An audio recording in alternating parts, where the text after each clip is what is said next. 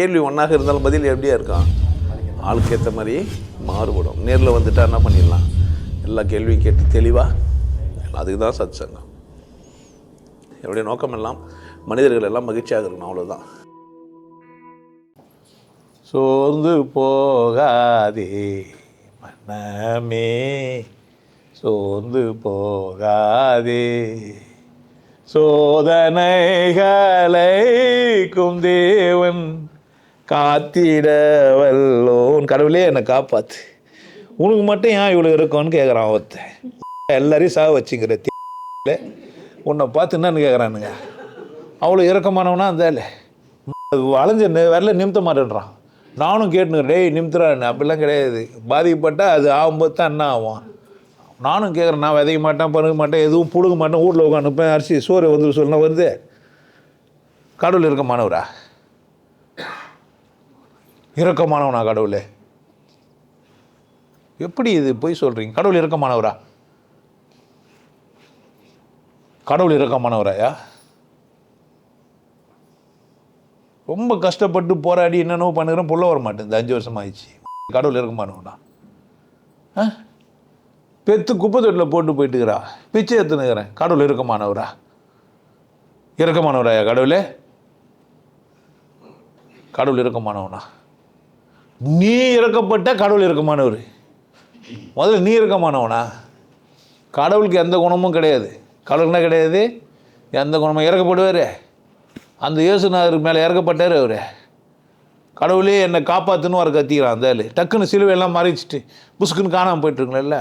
70 நாள் அழுது ஒரே அழியும் கண்ணீரும், என்னை வெளியேட்டும் போடா, நான் இறக்கப்பட்டேன் நினச்சிங்கிறீங்க. கிடையாது. குண்டாசுனா உடைக்கிறதுக்கு கவுன்சிலிங் வருவாங்க, போனால் தான். கவுன்சிலிங் போனாக்கா அன்றைக்கி 8ஆம் தேதி கிடையாது, மழை பெய்ய வச்சிட்டான். வேறு ஒரு காரணமும் நடந்தது. 2வது விஷயம், கடவுள் இறக்கமானவரா? யாரெல்லாம் கடவுள் இறக்கமானவர்னு சொல்கிறீங்க? கூப்பிட்டு அடிச்சு பார்க்கலாம், கம்முனுக்கிறீங்களான்ட்டு. கடவுள் இறக்கமானவரா? கடவுள் நல்லவரா?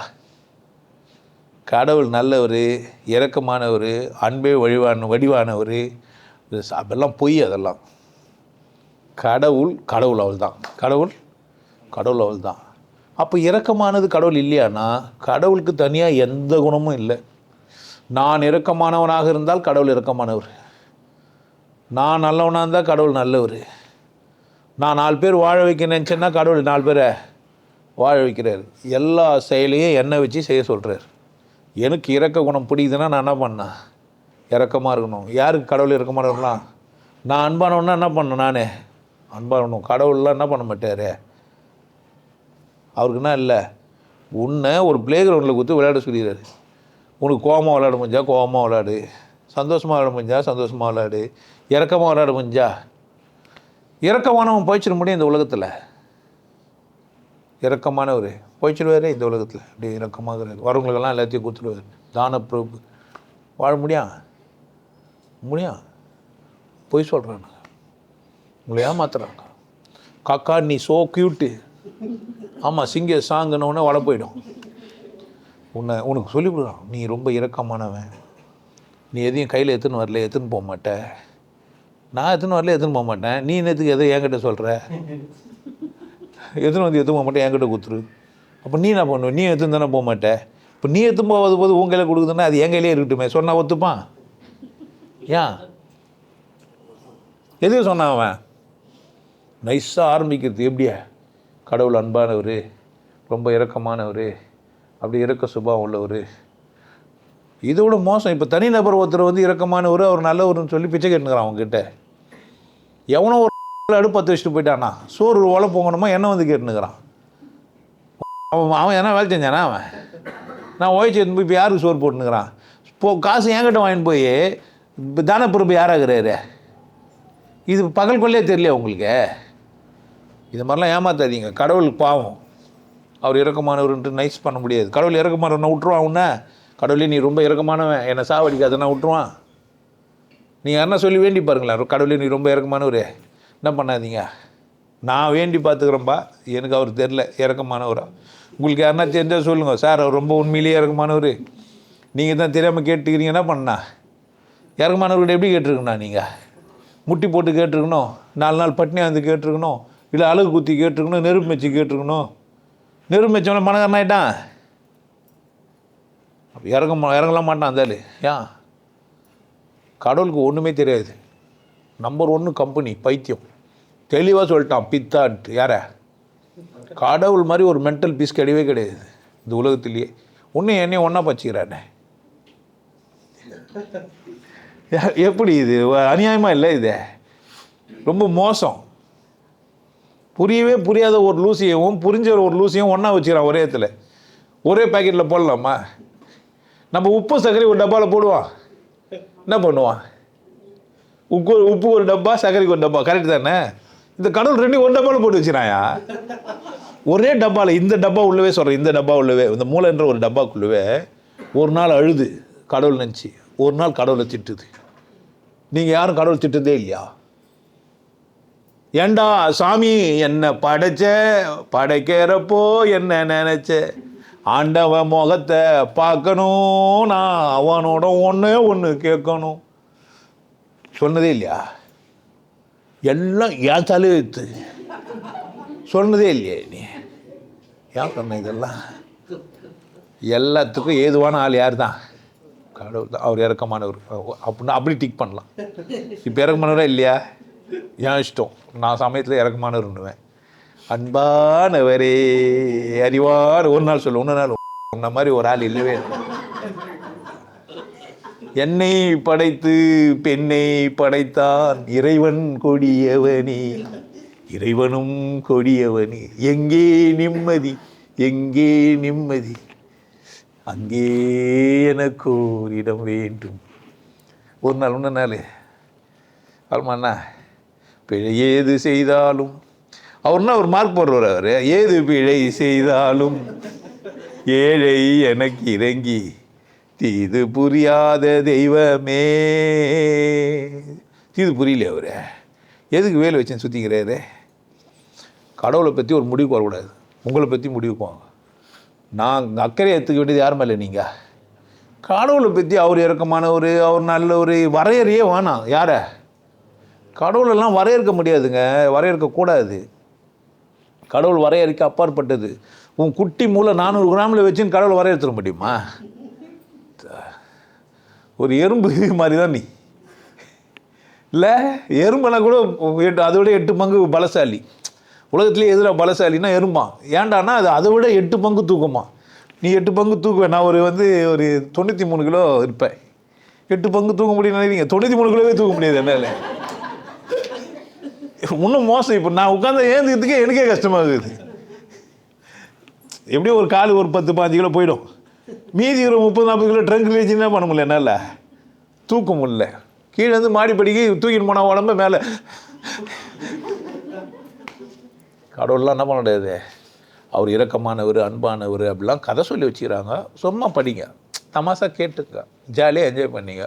தேவைப்படும் போது அவரை திட்டிங்க. என்ன பண்ணலாம்? எல்லா உரிமையும் உங்களுக்கு, எல்லா ரைட்ஸும் யார் எடுக்குது உங்களுக்கு அப்படின்னு திட்டுங்க. நான் எதுவுமே பண்ணல, தானாக வந்துச்சு, சந்தோஷப்படுங்க. யார் இஷ்டம்? ஆனால் முழு ரைட்ஸ் யார் எடுக்குது?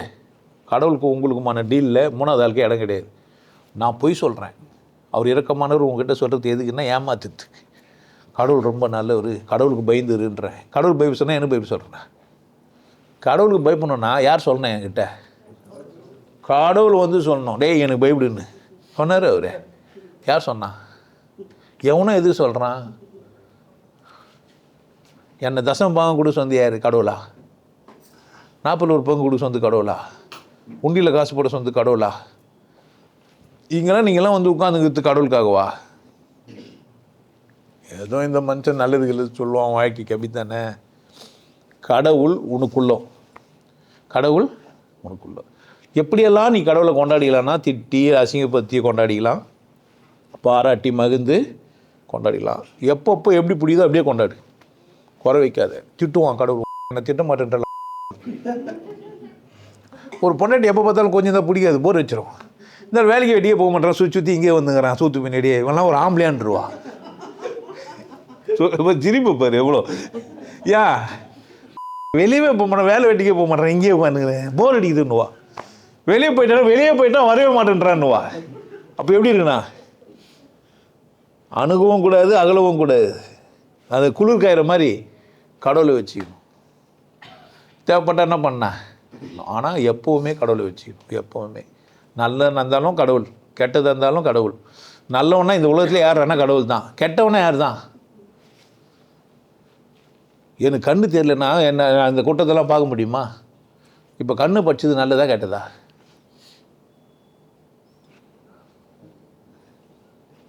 புரிஞ்சிச்சேன்னா நல்லது, புரியலன்னா கெட்டது. ஏன்? அது அவர் இஷ்டம். யார் இஷ்டம்? கடவுள் இஷ்டம். எல்லோரையும் ஒரே மாதிரியாக வச்சுருக்க முடியும். டிசைனாக வச்சுக்கிறான். இப்போ நல்லது கெட்டதுன்னு யார் சொல்லி கொடுத்துதே? டிசைனாக இருக்குதா, நல்லது கெட்டதாக இருக்குதா? இது சரி இது தப்புன்னு இருக்குதா, இல்லை அது விருப்பத்தில் இருக்குதா? அதனால் கடவுள்லாம் இறக்கமானவர்லாம் கிடையாது. கடவுள் யார் கிடையாது? நீ ஏமாந்தா யார் தப்பு? அப்படிலாம் நிபான் இறக்கமானவர் இஷ்டத்துக்கு அம்மா அது சிங்கம் எப்போனா திசைன்னு தட்டி விட்டுரும். நிபான் பொண்ணு விளையாண்டுக்கிற வெள்ளம் வச்சுக்கூடாது. ஸோ கடவுள் ஒரு கண்காணி, கடவுள் சகலத்துக்கும் அதிகாரி, கடவுள் எல்லாமானவன், கடவுள் எல்லா உணர்ச்சியும் உண்டு. இறக்க மட்டும் கிடையாது, எல்லாமும் உண்டு. கடவுள்கிட்டேருந்து நான் இறக்கத்தை படுறோம். என்கிட்ட எந்த பழியும் இருக்கக்கூடாது. என்கிட்ட என்ன இருக்கக்கூடாது? அப்போ நான் சரியில்லாமல் எனக்கு வலி, எனக்கு துக்கம், எனக்கு கஷ்டம், எனக்கு வேதனை எனக்கு வருதுறான்னா கடவுள் காரணம் கிடையாது. நான் என்ன பண்ணல, நான் பசி எடுக்குது, கடவுள் கொடுத்துக்கிறாரு. சாப்பிட்ணும் விட்டு நான் செய்வோம் அசைவோம் வீகன் வருகன் குருகன்லாம் சொன்னார். பிரச்சனை இது. இன்னும் நிறைய டைப்பாக சாப்பாடு வந்தது. இப்போல்லாம் அவர் ஜிம்மில் இருக்கிறார். அவர் போய் கேட்டிங்கன்னா அவர் விதமாக சொல்லுவார், முட்டையில் மஞ்சள் சாப்பிடாதுன்னு வரும். என்னப்பா சாப்பிடாது தானே? ஏன்? அதிகபட்சமாக சாப்பிடாது, கொஞ்சமாக சாப்பிட்லாம். அது ஒரு மஞ்சளில் லேசாக போச்சு விரல் வச்சு நக்கிடலாமே தவிர அதிகபட்சமாக சாப்பிடாது. அப்படி தானே? யார் இலக்கணங்களை வரையறல, யார் வளர்க்குதுண்ணா? ஊரில் இருக்கிறவ பூரா பையலும் பூரா விஷயத்தையும் எதனா ஒன்று சொல்லினே இருப்பேன். யார் உஷாராகண்ணா? நான் கூட உங்களுக்கு தேவையில்லாத சொல்லிட்டு இருப்பேன். உஷாராகணும். நான் பாட்டு சந்தோஷமாக இருந்துட்டேன். எப்படியா சந்தோஷமாக இருக்கு? எனக்கு துக்கமாகுது. அப்போ துக்கமாக இரு சார். நீங்கள் சொன்னீங்க சந்தோஷமாக இரு, நீ இப்போ துக்கமாக இருன்றீங்க. இல்லை சந்தோஷப்பட முடியல, என்ன பண்ணுறது? துக்கமாக இருந்துட்டால் திரும்ப சந்தோஷமாயிடுவேன். அதனால் கடவுள் யார்? கடவுள் எப்படின்னா, கடவுள் ஒரு வெற்றிடம். எல்லா உணர்ச்சி யாருக்கு? உனக்கு. உன்னை மகிழ்ச்சியாக வச்சுக்க வேண்டியது யார் வேலை? உன் வேலை. உன்னை ஒழுக்கமாக வச்சுக்கிறது யார் வேலை? உன் ஒழுக்கம் யாருக்கு தெரியும்? உன் செயல் யாருக்கு தெரியும்? நீ ஒரு செயலை எதுக்கு செய்யணும்னு யாருக்கு தெரியும்? உனக்கு தான் தெரியும். உனக்கு தான் பசி, உனக்கு தான் தூக்கம், உனக்கு தான் தாகம், உனக்கு தான் ஊரில் இருக்குது, உனக்கு தான் எல்லாம். யார் மகிழ்ச்சியாக வச்சுக்கினா? உன்னை நீ மகிழ்ச்சியாக வச்சுருந்தாவே யாரை வச்சுக்கிற? கடவுள் வச்சுக்கிற. உன்னை கொண்டாட்டமாக வச்சுக்கோ, மகிழ்ச்சியாக வச்சுக்கோ, ஆனந்தமாக வச்சுக்கோ, நிறைவாக வச்சுக்கோ. விட்டு கடவுள் இறக்கமானவர் எல்லாம் ஏமாத்துறக்காது. இறக்கமானவர் உனக்கு புரிஞ்சு அதை அப்படியே வச்சுக்க. என்கிட்ட வந்து கேள்வி கேட்காது, நான் அப்படியே மாற்றி சொல்லுவேன். ஆமாம், இன்னொரு நாள் வந்து அவர் ரொம்ப கோவக்காரரு, எல்லாரையும் சாக வச்சுருவாருன்னாக்கா அப்போ உணவு மாற்றிட்டோம். எவ்வளோ இறக்கமாக இருந்தான்னா அவனை உயிராக வச்சுங்கிறான். உனக்கு அவன் இறக்கமே புரியலன்னுவேன். என்ன ஐயோ அப்படி சொன்னால் எப்படி சொல்கிறேன்? ஏன்னா அவர் எல்லாமாக்குறாரு. எப்படி சொல்லுவேன் இப்போ நான்? குண்டா ஒல்லியா, கருப்பா வெள்ளையா, உயரமாக குள்ளமாக ஒருத்தரை பார்த்தீங்களான்னா என்ன பண்ணுவேன்? குண்டா ஒல்லியா, கருப்பா வெள்ளையா, உயரமாக குள்ளமாக ஒருத்தரை பார்த்தீங்களான்னா ஆமாவா இல்லையா? ஆமாவா இல்லையா? யாருன்னா சொல்ல மாட்டீங்க ஆமாவா இல்லையா? பார்க்கவே இல்லையா நீங்கள் அப்படி ஒருத்தரை? இந்த ஒல்லியாக ஒருத்தருக்கிறாரு இருக்கிறே இல்லையா? குண்டாக ஒருத்தருக்குறீங்க, கருப்பாக ஒருத்தருக்குறீங்க, வெள்ளையாக ஒருத்தருக்குறாங்க. இருக்கிறாங்களா இல்லையா? ஒரே ஆள்கிட்ட எல்லாமே இருக்குண்ணா.